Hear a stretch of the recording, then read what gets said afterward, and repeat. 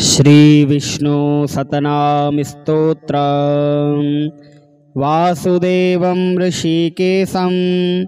वामनं जलशायिनं जनार्दनं हरिं कृष्णं श्रीवक्षं गरुडध्वजं वाराहं पुण्डरीकाक्षं नृसिंहं नरकान्तकम्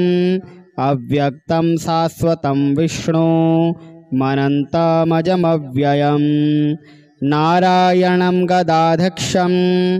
गोविन्दं कीर्तिभाजनं गोवर्धनोद्धरं देवं भूधरं भुवनेश्वरं वेत्तारं यज्ञपुरुषं यज्ञेशं यज्ञवाहकं चक्रपाणिं गदापाणिं शङ्खपाणिं नरोत्तमं वैकुण्ठं दुष्टदमनं भूगर्भं पीतवाससं त्रिविक्रमं त्रिकालज्ञं त्रिमूर्तिनन्दिकेश्वरं रामं रामं हयग्रीवं भीमं रौद्रं भवोद्भवं श्रीपतिं श्रीधरं श्रीशं मङ्गलं मङ्गलायुधं दामोदरं दमोपेतं केशवं केशिसूदनं वरेण्यं वरदं विष्णु मानन्दं वासुदेवजं हिरण्यरेतसं दीप्तं पुराणं पुरुषोत्तमं सकलं निष्कलं शुद्धं निर्गुणं गुणशाश्वतं हिरण्यतनुसङ्काशं सूर्यायुतसमप्रभं मेघश्यामं चतुर्बाहुं कुशलं कमलेक्षणं ज्योतिरूपमरूपं च स्वरूपं रूपसंस्थितं सर्वज्ञं सर्वरूपस्थं सर्वेशं सर्वतोमुखं ज्ञानं कूटस्थमचलं ज्ञानदं परमं प्रभुं योगीशं योगनिष्णातं योगिनं योगरूपिणम् ईश्वरं सर्वभूतानां वन्दे भूतमयं प्रभुम्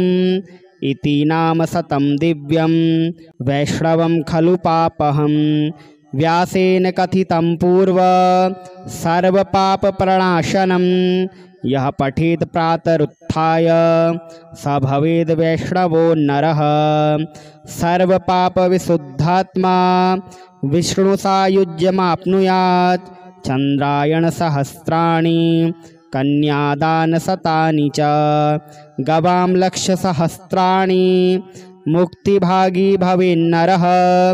अश्वमेधायुतं पुण्यं फलं प्राप्नोति मानवः।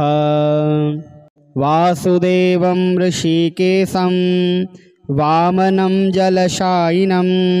जनार्दनं हरिं कृष्णं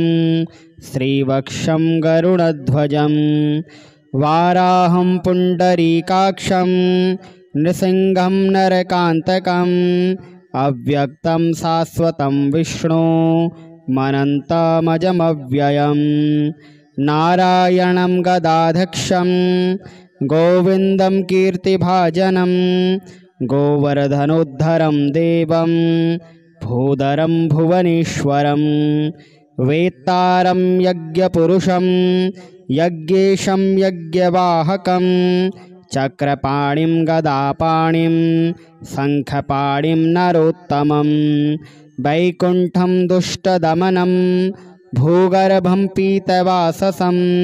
त्रिविक्रमं त्रिकालज्ञं त्रिमूर्तिनन्दिकेश्वरं रामं रामं हयग्रीवं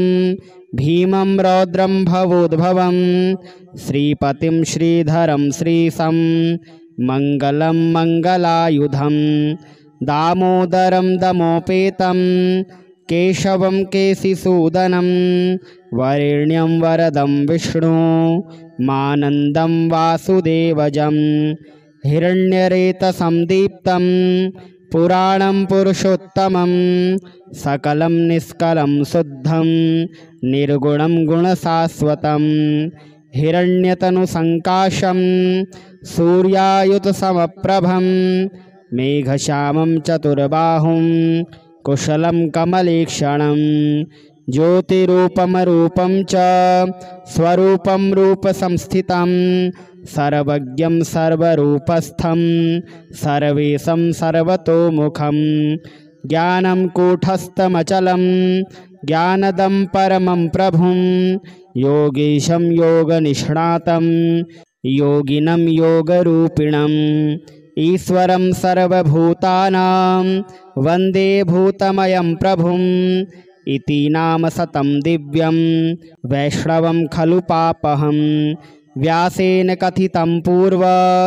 सर्वपापप्रणाशनं यः पठेत् प्रातरुत्थाय स भवेद् वैष्णवो नरः सर्वपापविशुद्धात्मा विष्णुसायुज्यमाप्नुयात् चन्द्रायणसहस्राणि कन्यादानशतानि च गवां लक्षसहस्राणि मुक्तिभागी भवेन्नरः अश्वमेधायुतं पुण्यं फलं प्राप्नोति मानवः वासुदेवं ऋषिकेशं वामनं जलशायिनं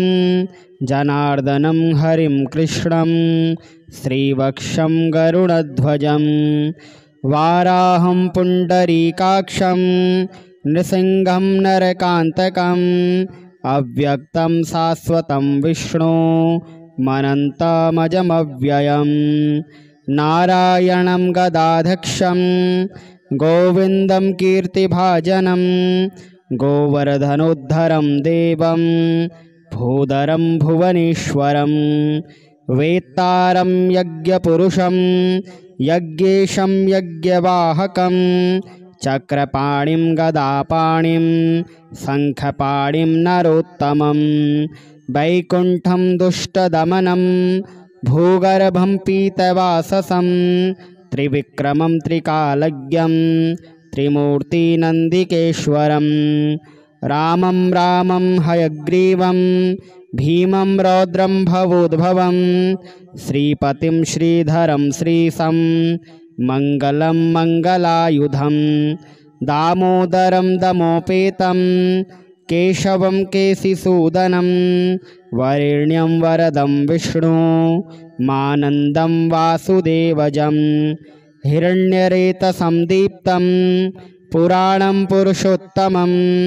सकलं निष्कलं शुद्धं निर्गुणं गुणशाश्वतं हिरण्यतनुसङ्काशं सूर्यायुतसमप्रभं मेघश्यामं चतुर्बाहुं कुशलं कमलेक्षणं ज्योतिरूपमरूपं च स्वरूपं रूपसंस्थितं सर्वज्ञं सर्वरूपस्थं सर्वेशं सर्वतोमुखं ज्ञानं कूटस्थमचलं ज्ञानदं परमं प्रभुं योगीशं योगनिष्णातं योगिनं योगरूपिणम् ईश्वरं सर्वभूतानां वन्दे भूतमयं प्रभुम् इति नाम सतं दिव्यं वैष्णवं खलु पापहं व्यासेन कथितं पूर्व सर्वपापप्रणाशनं यः पठेत् प्रातरुत्थाय स भवेद् वैष्णवो नरः सर्वपापविशुद्धात्मा विष्णुसायुज्यमाप्नुयात् चन्द्रायणसहस्राणि कन्यादानशतानि च गवां लक्षसहस्राणि मुक्तिभागी भवेन्नरः अश्वमेधायुतं पुण्यं फलं प्राप्नोति मानवः वासुदेवं ऋषिकेशं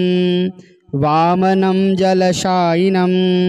जनार्दनं हरिं कृष्णं श्रीवक्षं गरुडध्वजं वाराहं पुण्डरीकाक्षं नृसिंहं नरकान्तकम् अव्यक्तं शाश्वतं विष्णु मनन्तमजमव्ययं नारायणं गदाधक्षं गोविन्दं कीर्तिभाजनं गोवर्धनोद्धरं देवं भूधरं भुवनेश्वरं वेत्तारं यज्ञपुरुषं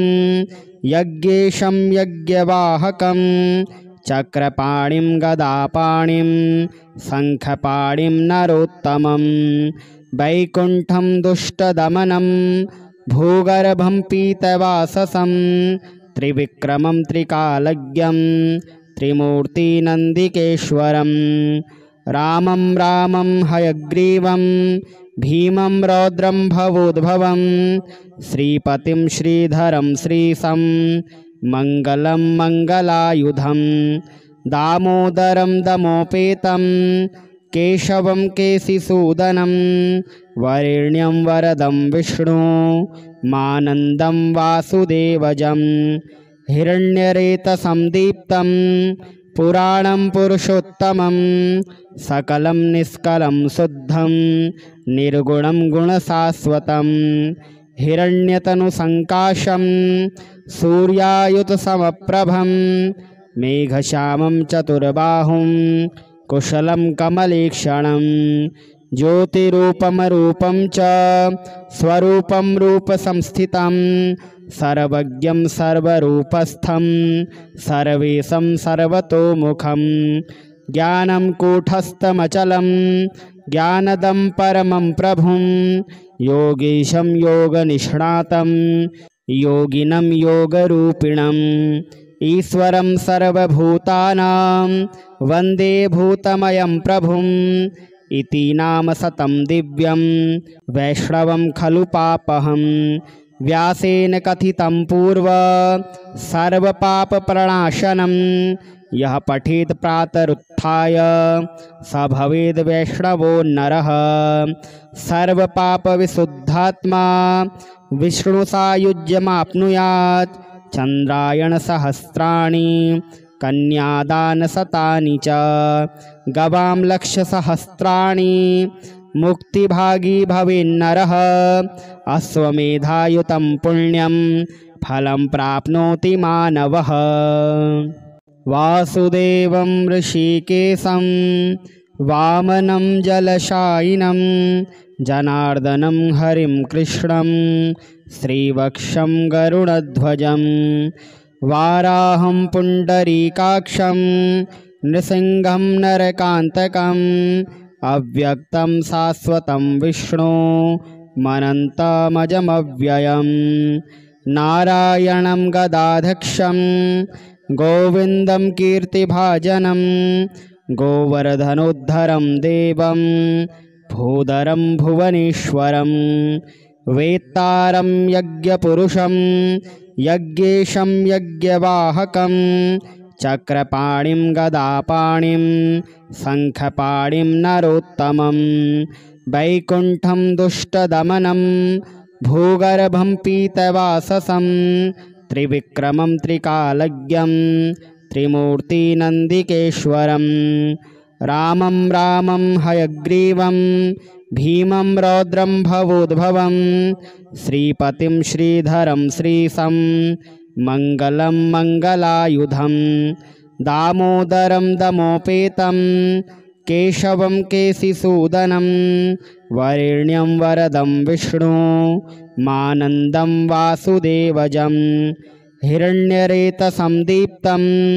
पुराणं पुरुषोत्तमं सकलं निष्कलं शुद्धं निर्गुणं गुणशाश्वतं हिरण्यतनुसङ्काशं सूर्यायुतसमप्रभं मेघश्यामं चतुर्बाहुं कुशलं कमलेक्षणं ज्योतिरूपमरूपं च स्वरूपं रूपसंस्थितं सर्वज्ञं सर्वरूपस्थं सर्वेशं सर्वतोमुखं ज्ञानं कूटस्थमचलं ज्ञानदं परमं प्रभुं योगीशं योगनिष्णातं योगिनं योगरूपिणम् ईश्वरं सर्वभूतानां वन्दे भूतमयं प्रभुम् इति नाम शतं दिव्यं वैष्णवं खलु पापहं व्यासेन कथितं पूर्व सर्वपापप्रणाशनं यः पठेत् प्रातरुत्थाय स भवेद् वैष्णवो नरः सर्वपापविशुद्धात्मा विष्णुसायुज्यमाप्नुयात् चन्द्रायणसहस्राणि कन्यादानशतानि च गवां लक्षसहस्राणि मुक्तिभागी भवेन्नरः अश्वमेधायुतं पुण्यं फलं प्राप्नोति मानवः। वासुदेवं ऋषिकेशं वामनं जलशायिनं जनार्दनं हरिं कृष्णं श्रीवक्षं गरुडध्वजं वाराहं पुण्डरीकाक्षं नृसिंहं नरकान्तकम् अव्यक्तं शाश्वतं विष्णु मनन्तमजमव्ययं नारायणं गदाधक्षं गोविन्दं कीर्तिभाजनं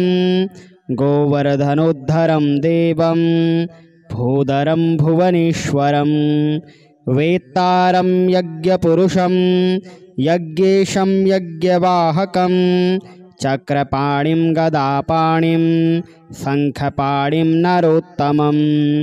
वैकुण्ठं दुष्टदमनं भूगर्भं पीतवाससं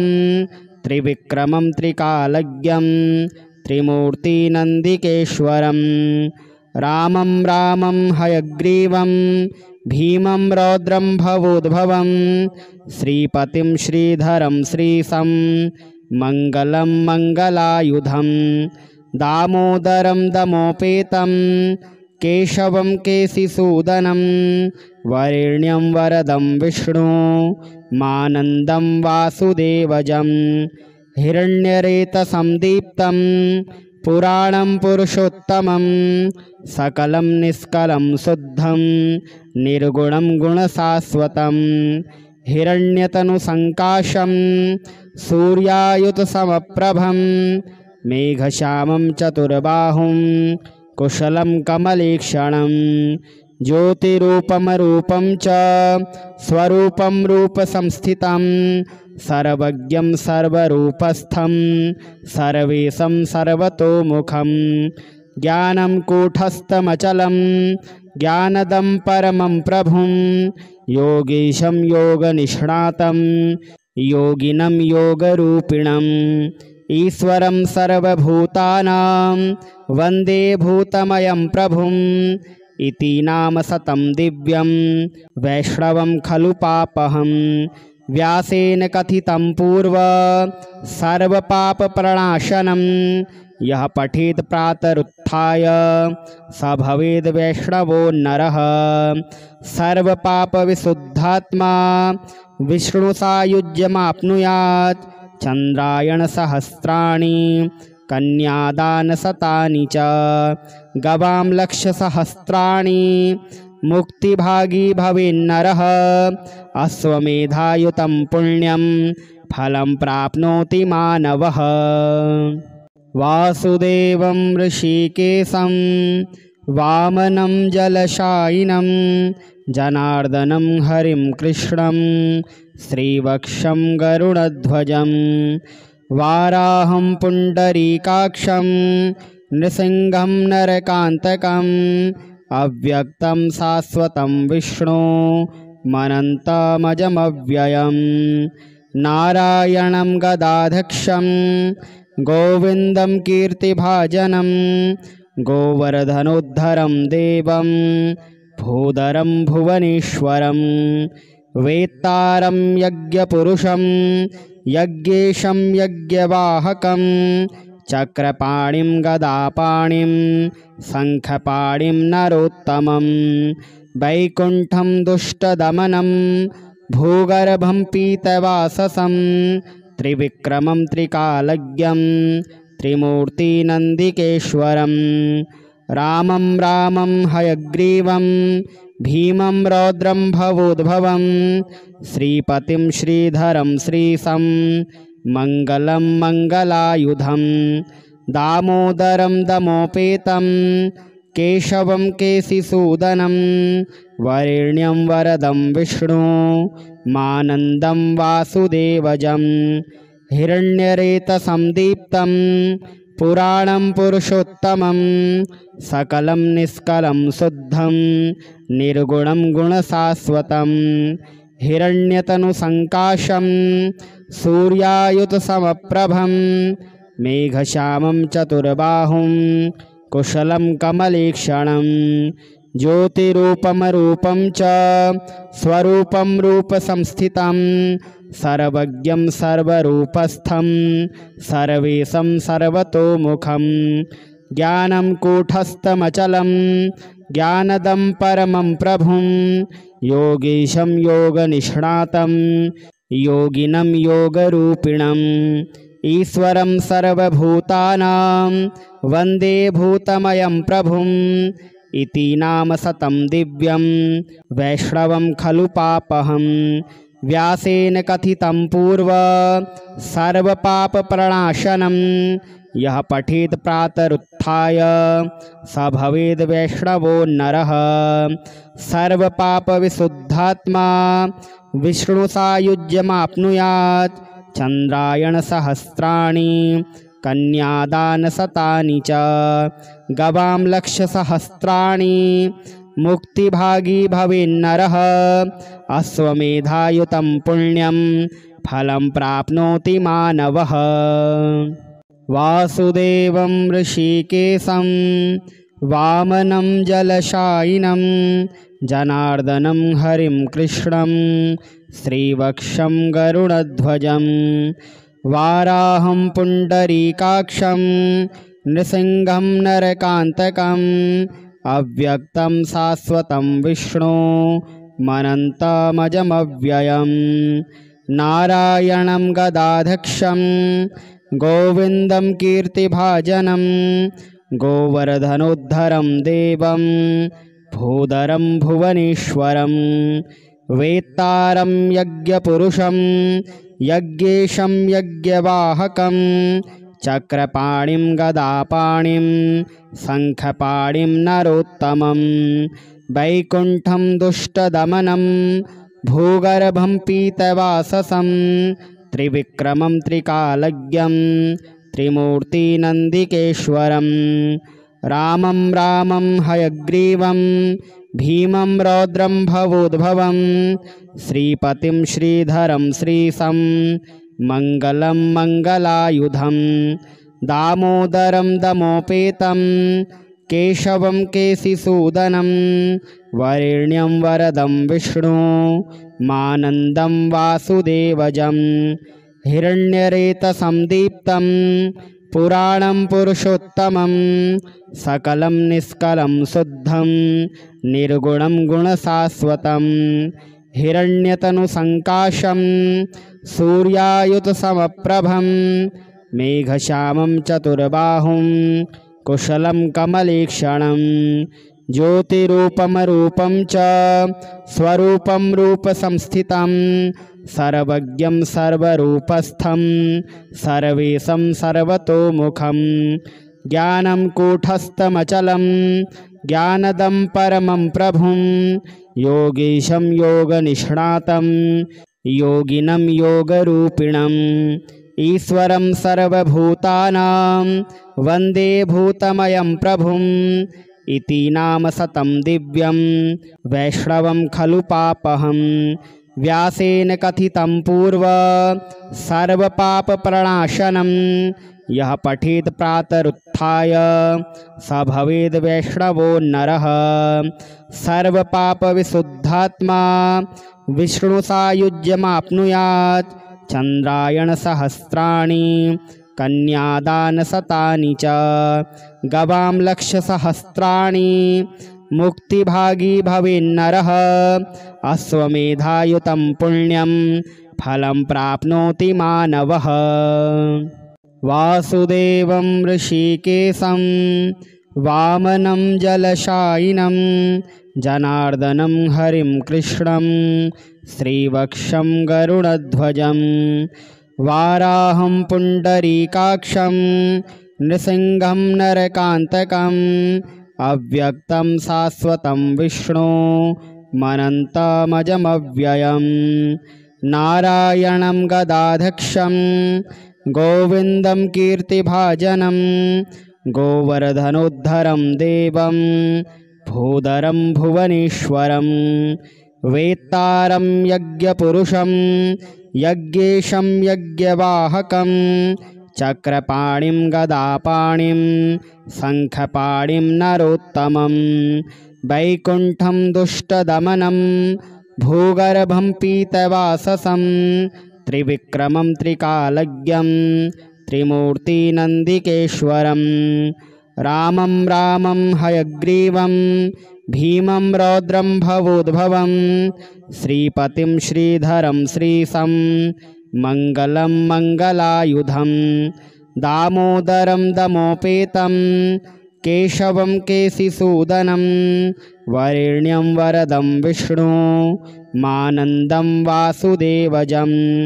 हिरण्यरेतसं दीप्तं पुराणं पुरुषोत्तमं सकलं निष्कलं शुद्धं निर्गुणं गुणशाश्वतं हिरण्यतनुसङ्काशं सूर्यायुतसमप्रभं